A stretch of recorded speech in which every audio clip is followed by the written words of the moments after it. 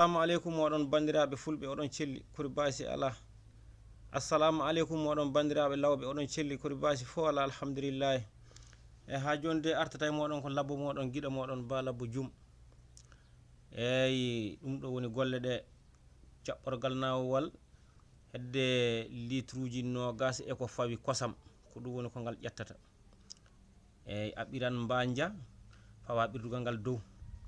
hendu sorata mbubu sorata aywa e ngal waɗi jonde maggal ayi ko ɗum woni golle hanki fulɓe ganduno ko gueɗe tati ndema gaynaka jangde eyyi ko ɗum ɗo woni ko fina tawa ɗum ɗo woni ko fulɓe ganduno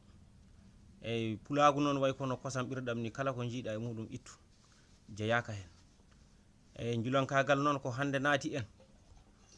eywa julankagal natagal ngal kebɗo ujunnaje ɗiɗi fof wiyane juulo ayo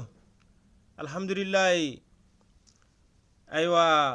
julotoɓe yahoɓe ne jeccitoɓe aywa naatoɓe daral tan jogo guite doño yoɓe tinno yoɓe gaynoyi yoɓe tinno yoɓe gaynoyi eyyi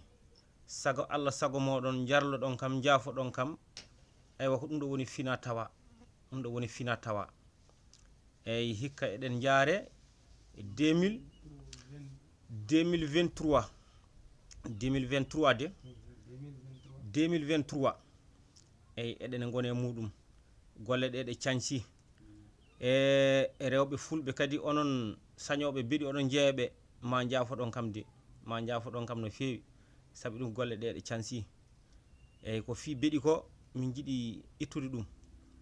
eyyi laal e ombode mum andi kay ɗon beeɗu tawetake ɗon aywa ko ni ɗum golle ɗe jaari sago Allah sago moɗon on jarama pulago on jarama lawɓe e fina tawa meɗen woni ɗo e minen lawɓe eyyi neɗɗo foti ñaƴirde ko tawi ewa on jarama tan on calminama onon foof